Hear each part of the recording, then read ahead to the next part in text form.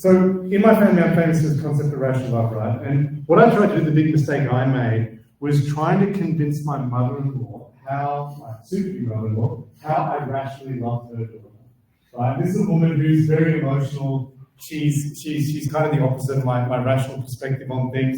And I remember one day getting into a heated discussion where they're in my kitchen in Sweden. So we're standing around, and my wife's standing over on the sidelines, just rolling her eyes at me, going, "What is this idiot on about again?" And trying to argue with her mother about the importance of rational love.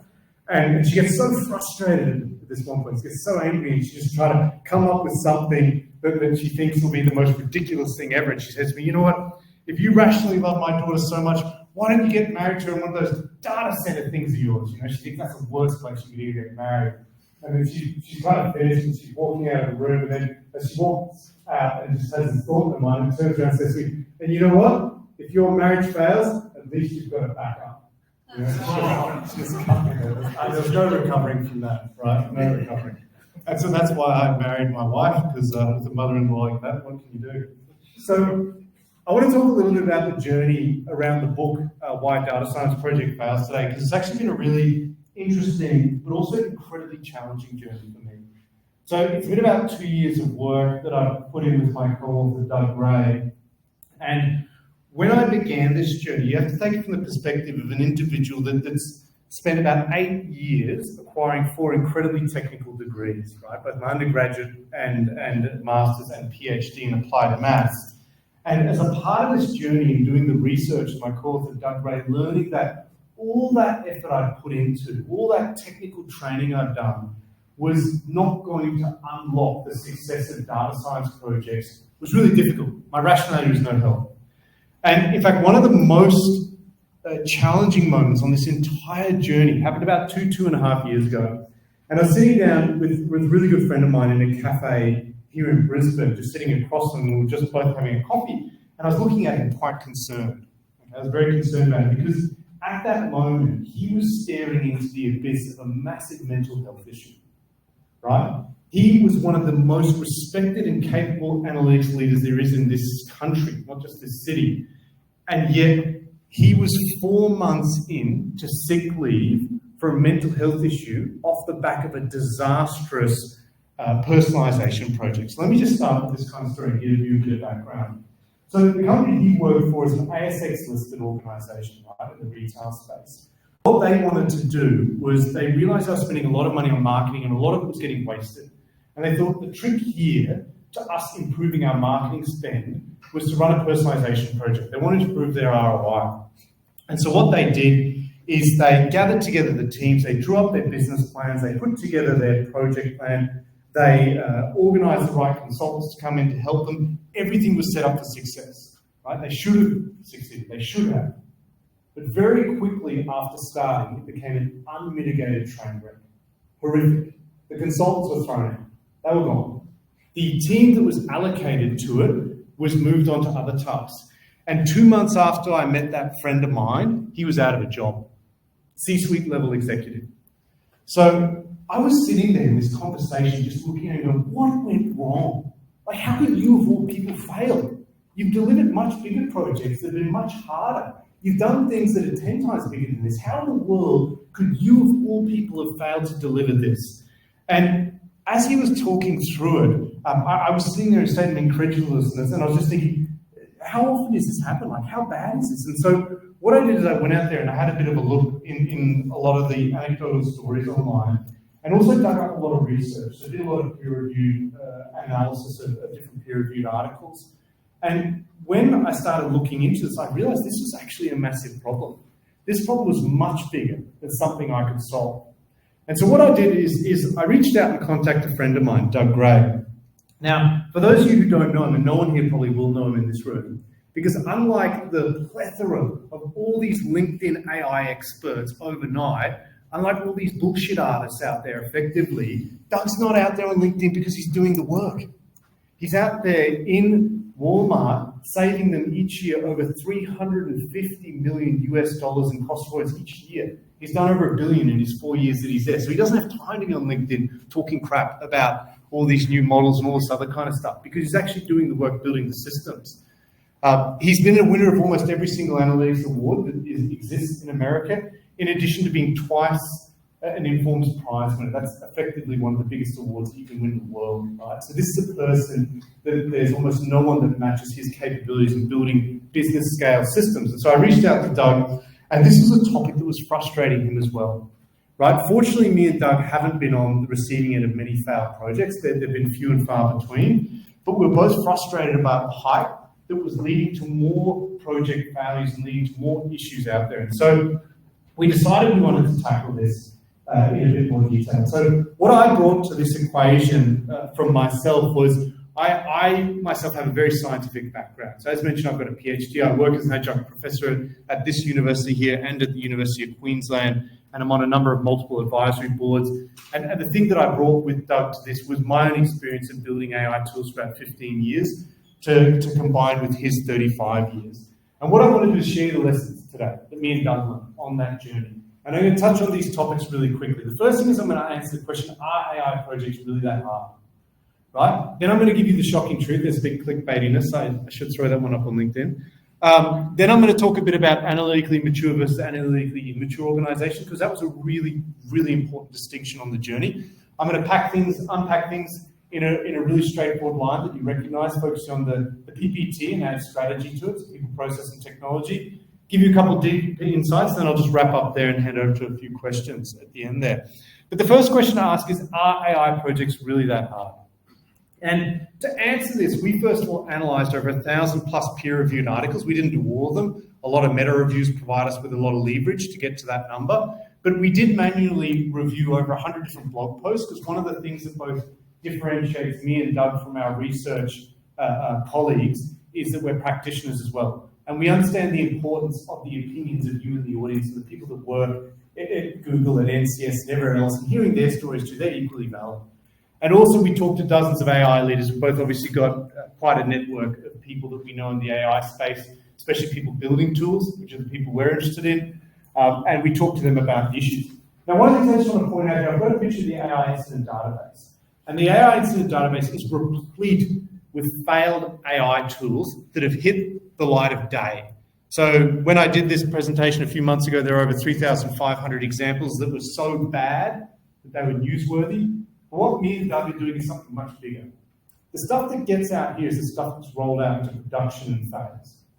But even before things get rolled out into production, there's a whole horror show that no one's seeing behind the scenes. Projects and activities are getting swept under the carpet before anyone ever even sees them. And that's where we went. We went and ventured into that space, not the space of the projects that anyone could see. We went to tell the story that no one else could tell. Behind the scenes, look at the failure of AI projects in large and small organizations. And so when we went and delved into that, what we discovered was it was as bad as we thought it was. Now, we saw that about 80+% of analytics, data science, and AI projects fail. You might say that sounds like a fake number. For those of you in the audience, the reality of that number is you're right. The failure rates vary between 50%, 70%, 90%, 80%, depending on the industry.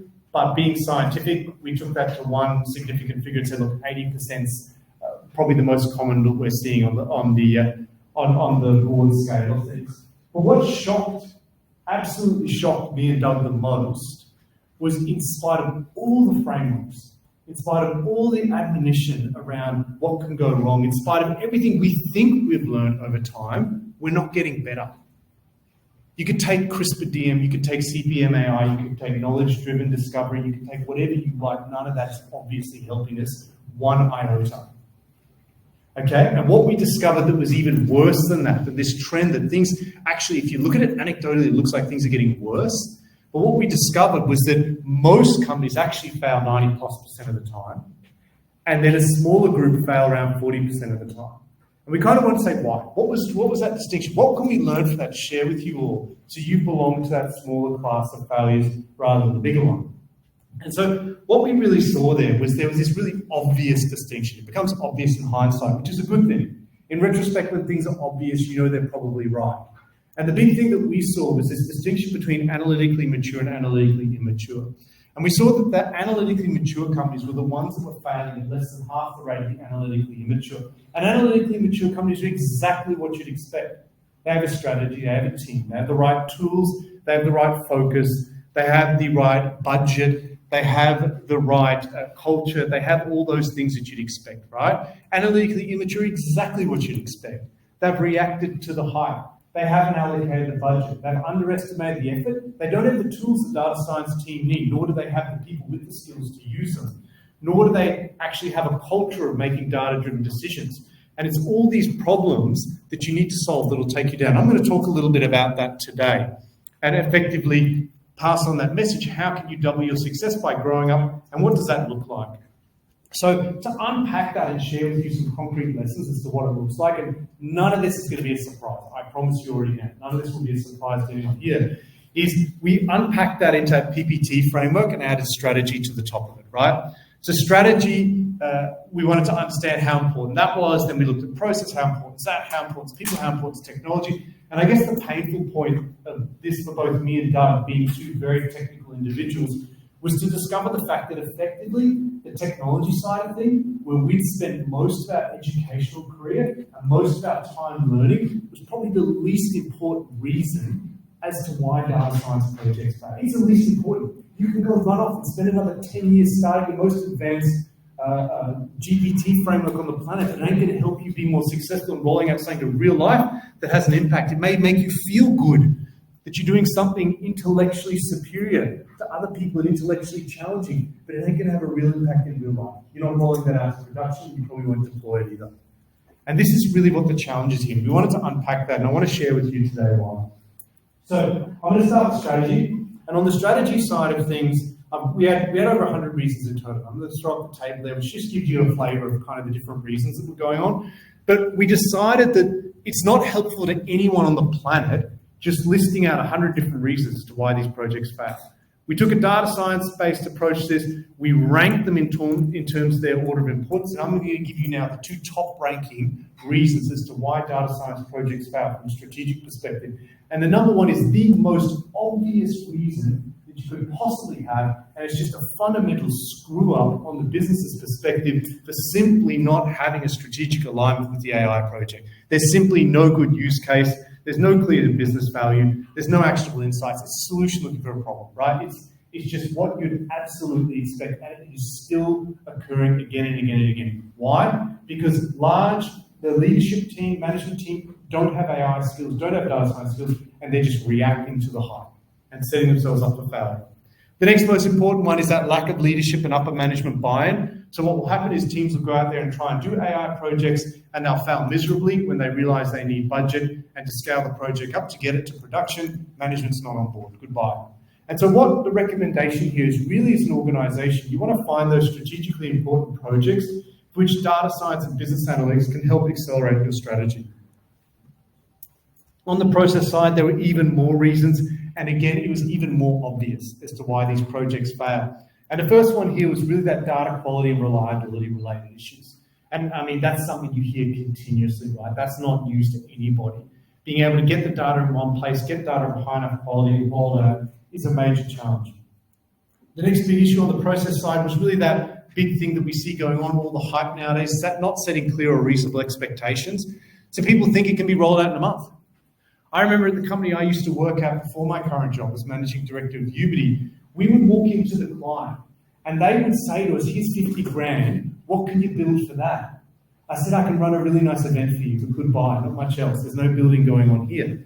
Because the problem is that often in these organizations, they've been sold something that's just not true. They've been sold this expectation that you can build something cheaply and quickly that's often run by the big vendors. And I don't want to throw Google under the bus here, but it's definitely challenging for leaders to separate the hype from what's real and how much effort are involved in things. And really understand that building something like Gemini is an incredibly costly and enormous undertaking. It's not something any organization should just think they're going to do tomorrow. And so when you look at these kind of two major reasons, the recommendation that you've got from that is make sure you've got the right data to solve the problem at hand, and don't expect any miracles if your data's no good. It's that expectation piece. On the people side of things, and in fact, you could say almost all the issues here are people problems, but we just didn't want to end up with one category, so we kind of differentiate in the book when you read it, and I recommend you do all grab a copy and read it if this is an issue. We kind of define what we meant by people issues. And the first one there is getting so obvious, the lack of the right resources. And we've got so many horror stories in the book that unpack this attempt of organizations that don't have any data scientists even in the organization to try and do data science with actuaries jumping in and trying to build machine learning models when they've never done anything beyond Excel modeling, right? And they need to try and deploy an Excel to production. That doesn't work. The other big thing, the second most important reason was that poor company analytics culture. So it's just lacking there. It's the HIPPO, it's highest paid person's opinion, making decisions. And so really the recommendations, if you don't have the right people or people disapprove of an analytics approach, then don't even try. Like just save the money and don't even give it a shot. Like don't even bother. Finally, the technology, which is kind of the area that me and Doug were hoping was going to be number one when we started this, to kind of justify more study, more delving into these kind of technical crevices that we love and these intellectual pursuits that we both really enjoy. But we kind of discovered at the end of the day, they're almost the least important. In fact, even in the technology space, the most common reason is a lack of the right infrastructure. And this is a problem where an organization doesn't understand analytics, they don't understand data science. They'll run out there and they'll go grab this great machine learning tool and they'll tell you to optimize their fleet. And you say, I'm sorry, I can't optimize anything with a machine learning tool. And in fact, it was quite shocking for me. I was sitting on a panel, and on that panel, there was one of Australia's leaders for AI. And she was being discussed with this panel with a bunch of other people, and she said quite blatantly, and she's seen as one of Australia's leaders, she said, it's amazing how Shell, the big company, the petroleum company, is using generative AI to optimize their wind farm design. And I looked at her and just said, wait a second. Optimize their wind farm design with a generative AI tool? Are you for real? And then she went on and dug even deeper, talking about how they're optimizing these other things with generative AI tools. And I was like, is this person really the leading light in Australia for AI? And they're misleading this audience here on a topic that they clearly don't understand anything about. But this is not just her. This is something that's in organizations where they'll go out and buy the wrong tools, roll out the wrong tools, and end up stuffing their whole data science team because that data science team unfortunately didn't get to make a decision. But the final and fantastic one that we were hoping would be up there was the technical reasons, and that's where your models go wrong. And that's where you get a justification to run out there and use a more advanced technique than your straightforward random forest. You can grab your XGBoost or LightGBM and have a better shot of it. So really, the recommendation here is that investing in the right types of tools to solve problems that are known to have solutions that you can actually implement. And that's really important. And so while we're going through this journey, we've got those reasons. We kept trying to ask ourselves the question, why are AI projects actually so hard? Like, how do you have a 90% failure rate in this? Why is it so much worse than so many other things we try and do in society, and even worse than IT projects? And there's kind of three reasons that we saw that make AI hard. The first is advanced maths. So in IT, you probably need some level of analytical capability, but you don't necessarily need advanced mathematics. You wouldn't need an optimization. In data science, you can get away with taking a data set, cleaning it up and throwing it into a model. But in the projects where I've worked with really talented data science, people with PhDs in statistics, when they actually whip out a mathematical model to represent what they do, it just kills it every time. The next thing that you've got with AI, and this is caused by the hype, is that significant change management, massive change management. Because even more than IT projects, not only do you have to set the expectations of the leadership team, but you're probably going to impact some people's jobs who are going to resist that, more so than just an IT project. And then finally, that unreasonable expectations. And the failure rates remind us of startups. And there's kind of a question why. When you look at most startups failing within 10 years, up to 90%, you're kind of drawing a parallel here. Wait a second, what's going on here? And really, it's about that complexity. AI projects are typically very complex. One of the big things that we've got in the book is we talk about AI project delivery. And what's interesting about AI projects is eventually they become IT projects. They do. Once you build the data science model, once it works, you deploy it to production, it is now an IT project.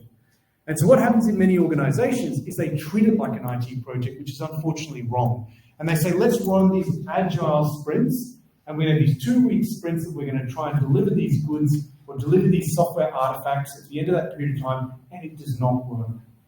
It doesn't work. You can use things like Agile Kanban and other techniques like that because they've got that more open-ended nature to them and you're just working through tasks. But trying to box in what you're doing from a data science perspective, which is typically a hypothesis because you don't know whether the data can deliver the insights or not until you build the model, it's just not going to work. And that's the complexity. That's why it's like startups. That's why this stuff is hard. That's why the best minds in the room, all of you today, are in here fighting this battle to try and solve these really challenging problems. And the reason why we jumped onto this and tried to solve this and understand what's going on here is because of this, right? So in 2021, about $100 billion was invested in AI. And you can imagine that was before ChatGPT, right? You can imagine from the video and others the ridiculous investments that are going on now, where that's gotten to. And back then, the prediction from Statista was that it would get to $2 trillion US by then. Imagine if 80% of that's waste. We're talking $1.6 trillion getting wasted and thrown away. Huge numbers that could have an incredible impact on society if better allocated. In addition to that, people like me will lose our jobs. Well, not in current Ubidy, because it's a HR service, not an AI service, but we do use a lot of AI. But for many other people that are working in the AI consulting space, like where I used to work, it will destroy people's trust in these tools. They just won't trust it. They'll say, this is snake oil, it's a lie. Right? We've just burned over $1 trillion. In fact, it's highly likely the AI bubble will burst soon, just like the dot-com bubble burst. So unfortunately, we're probably going to see that over the next couple of years, especially with a lot of the announcements that are going on with OpenAI and the next models that aren't going to have that same performance increase like the previous ones, that people go, oh, wait a second, we're not going to get AGI next year? No, we're not. And so what we saw to kind of solve this as well, and why I enjoy coming along to these events and why I present as a bit of a passion thing, is I think we need to take a step back and go back to that kind of, number one, why do these projects keep failing this often? We saw that's that leadership management piece. It doesn't matter what frameworks you build out, it doesn't matter how much you analyze your data science team. As long as the top levels are being misled and aren't leading this properly, they're going to fail. But the other part there that we see is we need to help out us. We need to help out the data scientists coming through. We need to help equip them to be more skilled to recognize when they're being set up to fail, being given a poison chalice in an organization. And when you look at Masters of Data Science, and me and Doug do it in the book, we took the top 40 programs in the USA. It's the same in Australia because I did the same review here. And you look at what they teach you, the Master of Data Science, it looks exactly like that. That's not just a made-up image for fun. That's not a generated image with DALL-E or something like that. That's actually put together because that's what they teach you. There is nothing but technical learnings within that course. It's all focused on technical capabilities. And yet, for that data scientist who's about to enter an organization, it is highly, highly unlikely that the reason they will fail will be technical. Now, obviously, as a data scientist, you need the technical skills, otherwise you can't do your job. But the fact that they're about to be run over and fail in their first project is due to things they're not even being taught. And so that's really what matters for AI students and data science students, those people skills. That's kind of something that in both me and Doug's adjunct roles, so I teach at University of Queensland the 4th year Business Analytics Strategy course, BSA and 4201.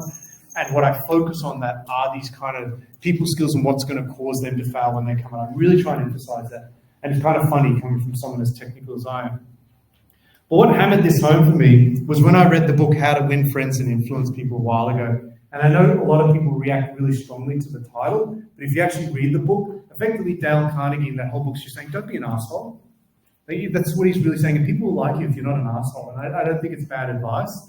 And he's kind of like saying, have some empathy, try and put yourself in the shoes of the other person, do these kind of good things, be a good human being. But a lot of people seem to react about that influence people part.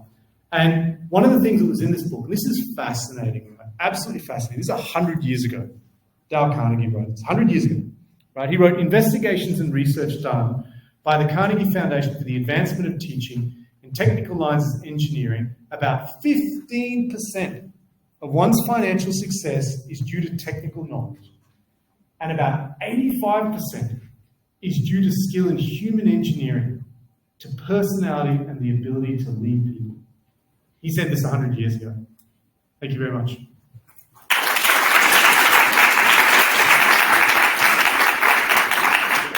Thank you so much, Evan. I found it really, really interesting. Really greatly enjoyed the style of speaking as well, very engaging. I had one question while I was reading about your book, and I'll have to get a copy of that book, it sounds very interesting. What sort of dollar value have you seen on these failed projects, just to give the people here a bit of perspective? Because it's all abstract until they start talking about dollars and cents. How many millions of dollars have been wasted on these projects? We see at the whole, if 80% fail, we're going to lose 1.6 trillion. But more importantly, let's take specific projects. So one of the most famous projects most of you have probably heard of, to give you an idea of the quantum of how big these projects could be, is Orion from UPS. So when UPS built their system Orion, at the end of the day, it cost them $300 million US dollars, 300 million. Doug, on one of the systems he describes in the book, that his teams at American Airlines worked on, which was the world's first revenue management. So you know how we all hate when you go to Qantas and Jetstar and all that, the prices keep changing all the time, depending on, it's actually his fault. Him and his teams built that thing and then rolled it out to Sabre and then rolled it out worldwide. That system over the years they built, it was in the hundreds of millions. I just want to set expectations for those who work in the industry with the type of costs here. One of the stories we give in the book is from a large retailer, that what they decided to do, and we can't read the name of it, they're an international one, is they wanted to catalog all of their data, was the idea, right? They came with this genius idea. The CTO, no idea how the person ever became a CTO to ever think that would be a good idea. They wanted to catalog all their global data. Everything from who parks in which parking spot, to the lights going on and off in the buildings, to the actual important data, which is their POS sales to people, what products they're buying. That company had a timeline of 3 years to do that. 6 years in, they'd spent over 200 million US dollars and pulled the plug on the project because they weren't even halfway through. They blew $200 million and got nothing for it. That is crazy. Look, I really appreciate you sharing your perspective. I feel that really underscores the value of the information presented in your book and what you've been saying. So I hope everyone's paying attention, because these stories happen all the time. So now you guys are forewarned and forearmed. Look out for the red flags. So I'm not going to hold it up anymore. I know everyone's really. Thank you so much, Scott. Really appreciate it.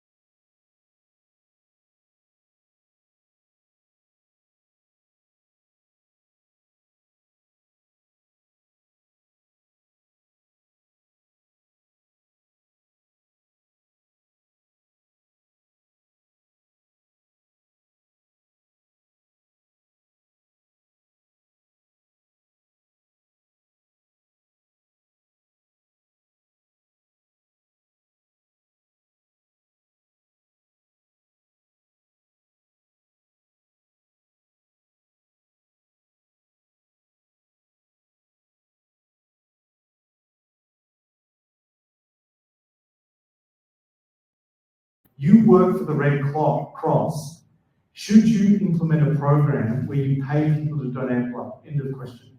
That is now your analytics problem. Go off and solve it. And no, I'm not giving you any data. No, I'm not going to give you anything else. No, I'm not explaining anything else. Because this is what the executive will ask you in an organization. Should we pay people to donate blood? Yes or no? Now, it's your job as a data scientist to build a model around that and understand the implications of the organization. No, they don't know what they'll pay people. So don't ask the executive. They've got no idea. That's your job. No, they don't know whether that will create perverse incentives to get people to start donating too much blood and end up in hospital causing a PR nightmare. No, they don't know that. That's your job as a data scientist. And we can see how multidisciplinary, multifaceted that is. It's really a wicked problem. It comes back to that 90% failure rate. It's like a startup, right? You're not just trying to sell a product, you're probably trying to change your behavior. You're probably trying to change the way a business does business, and that ain't easy. So I think it's that kind of design thinking. In a nutshell, in one word, I'd say it's design thinking, and if you're combining that with data science, I think it'd be excellent. Most universities have an aspect of design thinking course. I just say if you've got electives, pick them up and do them. Thank you.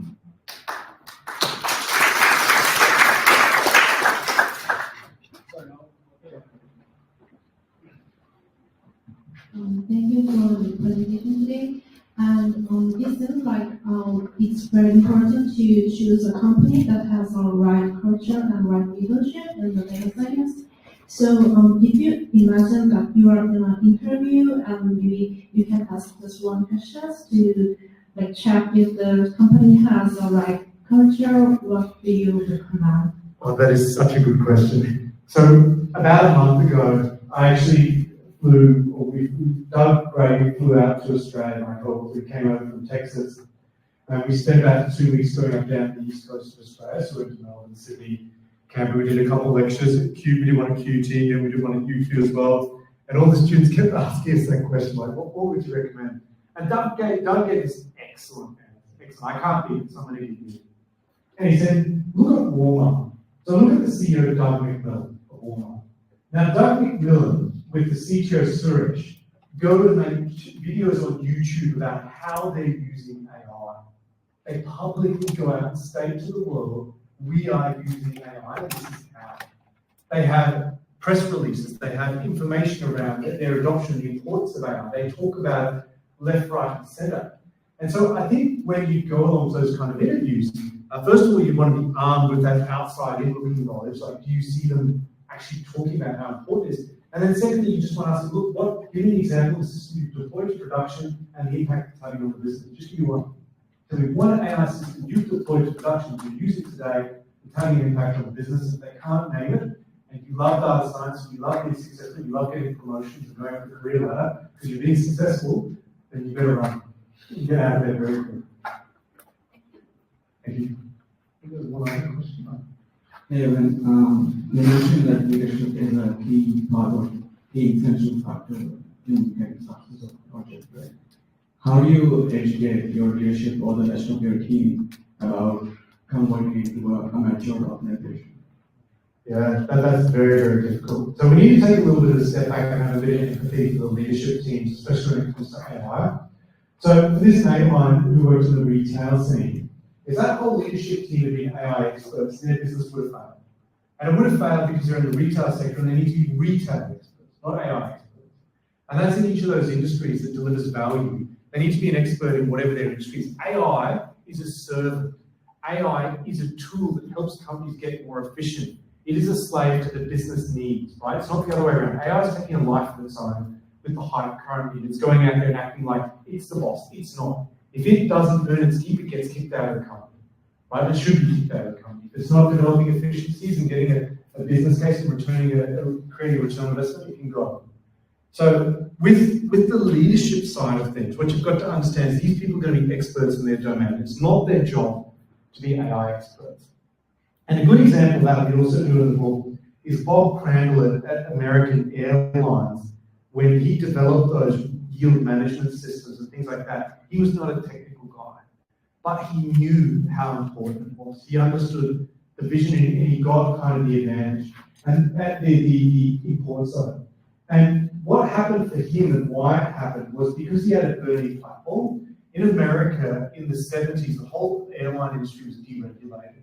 And what happened was companies like People Express, and we talk about stuff like this in the book, came in and started offering these idiotic fares, like $99 fares on everything, that just no one could compete against. They just became impossible for the big guys to do anything but match, and everyone was losing money. And so what Bob Crandall understood was that this flat $99 wasn't necessary. There are business travelers like me who couldn't give a stuff. I'd pay you $299. I don't care about the $99. That's not my thing. And so he understood that a differentiated price mechanism would help him retain his profits and run a business, but at the same time attract the customers. And so that learning platform, and I'm just going to answer your question, sounds like a roundabout way, that learning platform got them to look for solutions, and he went and looked into analytics, and he found solutions there. Other people went elsewhere. In many industries in Australia, what we currently have now, one of the great challenges, we're very rich as a country, we're incredibly rich. We typically, in many industries, don't have a learning platform. We don't have a need to really drive AI solutions to drive efficiency. We'll still be a $1.6 trillion economy, whether we adopt AI or not, because we're still going to dig a ton of iron ore coal out of the ground, and we're going to sell a heap of grain. It's just a matter of fact, right? We've got these great things that are just going to keep us rich for a long time, and AI will have minimal impact on that. And so I think from a leadership perspective, trying to walk into a company and convince them they need it when they're doing extremely well, you're going to struggle, right? In those companies where there's a burning platform and a desire to be more competitive and they need to do something, I think that it's open for a conversation. You and I won't change the leadership. We're not going to do it. It's impossible. Absolutely impossible. These people are going to be experts in their domain, and that's what they do. But what we can do, definitely, and what me and Doug tried to do with that book, is educate them. But part of the target audience is the leadership team to help them recognize that here's what you need to do. It's written for kind of three audiences. One is that leadership, two is management, three is the data science.